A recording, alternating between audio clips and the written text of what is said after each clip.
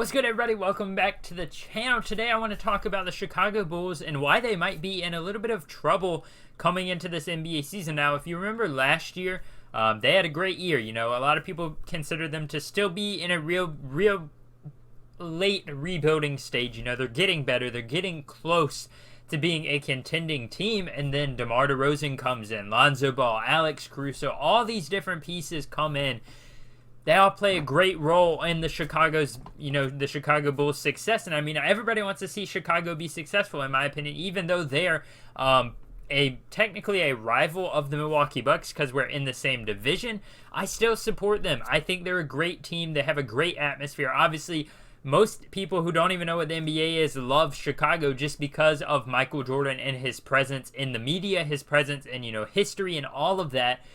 But unfortunately, after having a really good start, and they have some really good pieces on that team and some guys that I think could either be traded for better guys or guys that could improve and be key roles or key role players or key starters in their playoff push. But at the end of the day, last year, DeMar DeRozan was on fire, Zach LaVine was on fire.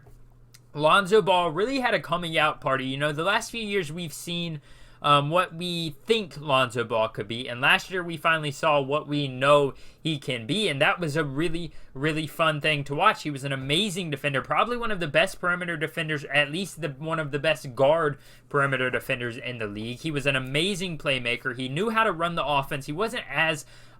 he's never been as efficient offensively as we would have liked him to have been being drafted as high as he was. But he's finally finding his role in the offense, and the Bulls were going into the All-Star break with the 1 seed locked in pretty much. They were playing their best basketball. DeMar DeRozan, back-to-back buzzer beaters at the end of the year in 2021 and then January 1st. Just a great start for DeMar DeRozan.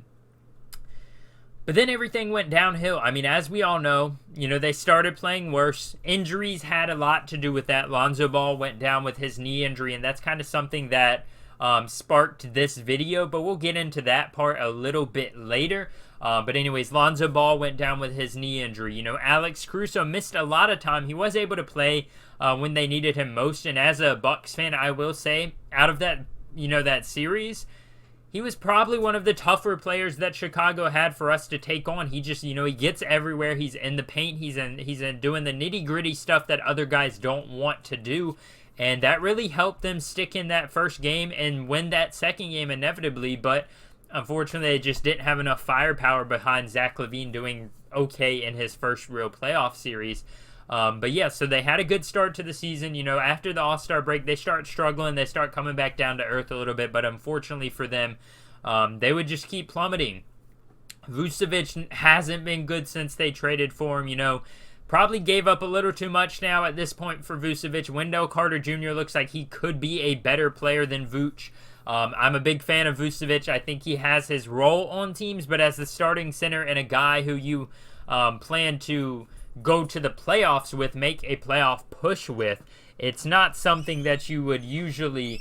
or not someone that you would usually see as that starting center on a contending team. But at the end of the day, that trade is in the past. There's not much you can do for it. So at the end of the day, though, or at the end of the season, we all know what happened. They kind of sputtered into the playoffs, losing a couple steps, almost similar to how the Cavs did. The Cavs were starting off really hot last year, and then towards the end, it just slowly fizzled out until they were kind of not relevant anymore. And that's really where it starts to go for the Chicago Bulls last year, because they were so good at the beginning. People had them in the finals in some predictions, and whether it's injuries or whether, teams finally started to figure out their schemes, who knows exactly. It's probably a little bit of both. They just didn't end up making a run, as we all know.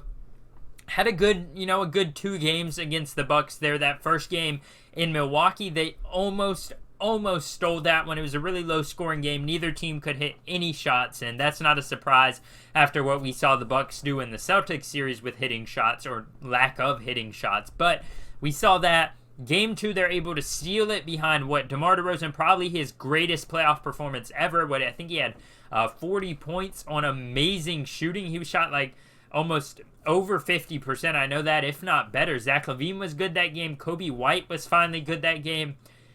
Then they just lose the next 3 straight. It wasn't even really close. Grayson Allen really was playing amazing basketball at that moment in that series, and unfortunately for the Bulls, it hit them the most difficult way because they very easily manhandled the Bulls those last 3 games. And I think a lot of people took that as a bit of a sign that the Bulls would be back. They just weren't ready yet. But in my opinion, after this offseason, I'm kind of worried. And if you're a Bulls fan, let me know if you're worried too about whether or not they will in fact be back. We saw the Andre Drummond signing.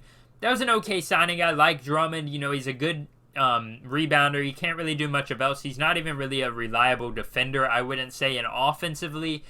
He may get you a couple points here and now, but you're definitely not running your offense through him, especially not at the rate that teams would have when he was on the Pistons or when the Cavs tried to trade for him and tried that experiment. But, he's still a solid NBA player. They signed Goran Dragic, who's a guy who hasn't played meaningful basketball in a really long time. I don't even know if he ended up really playing for the Nets that much last season. He's 37 or something in that range. He's not as good as he used to be. He's been going downhill the last few seasons and spending a lot of time in Toronto where they had no need for a veteran point guard. Kind of wasted a little bit of his career last year, but he did make that bit of a jump to Brooklyn. Didn't really do much in his time there. Didn't even get much playing time because Patty Mills, Seth Curry, all those guys, Kyrie, kind of took over or held on to their roles where they were already at. So despite being a top buyout market guy, he didn't do much. And, it was kind of a confusing signing at first, but after news broke, I don't know when it broke, but I didn't see it officially until today that Lonzo Ball's knee injury, which at first was going to be about a couple weeks. He's going to be out for a couple months. He was going to be back in time for the playoffs. Then it became, he's out for the season. Then it became out for till the beginning of next season. He's not really going to be able to do any training, any practices in the offseason, nothing like that. Then it became,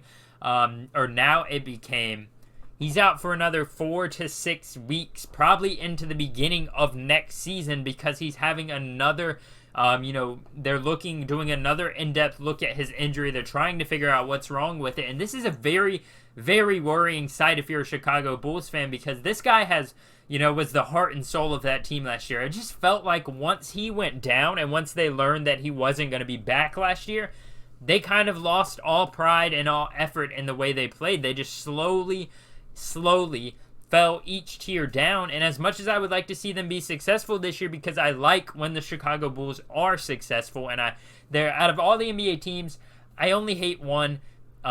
Every other team I can pretty much stand. Not all their fans, definitely, but I can pretty much stand every other team. So the Bulls are a team that I would support. They're from our division. As long as we're better than them, I will support the Bulls wholeheartedly. But I just have a hard time completely believing that they're going to be back this year or even have a better playoff run this year. They've got guys that have had opportunities to improve. Patrick Williams. I was thinking of Derrick Jones Jr. Patrick Williams, Kobe White have both had chances year after year to improve now. Patrick Williams just going into his 3rd year now, I believe. So he hasn't had a ton of time to improve, but he has had time. And they just haven't seen that from those guys. Alex Caruso's still there. DeMar DeRozan is still there, but he's aging. He's going to start getting worse at some point. The real question is just when will that happen? Zach LaVine's still there. Vucevic is there, but in a lesser role. Hopefully for their fans, he's coming off the bench or just kind of starts and spurts, and they get Drummond on the court, or maybe even have both of them on the court at the same time. I don't know how stupid of a playmake or of a scheme that would be, but be an interesting idea.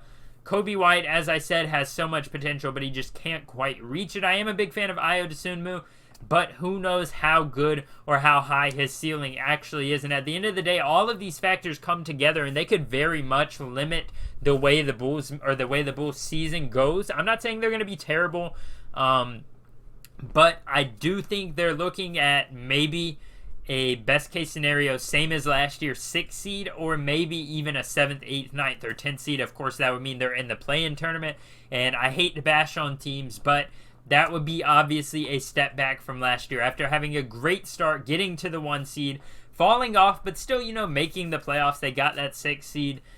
They came in, and man, they just have not looked to get at all any better this year. They just don't have that superstar X factor guy, in my opinion, because all the bad teams, or all teams that you look at this year, it seems like have one guy, from Joel Embiid, Giannis, Jokic, Curry, Doncic, LeBron's there, Devin Booker's there, all of those guys.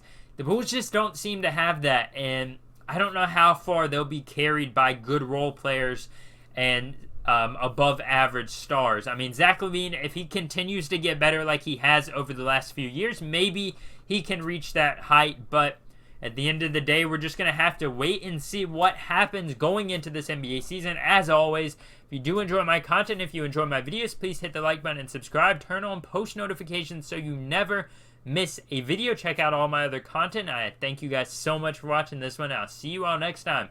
Peace.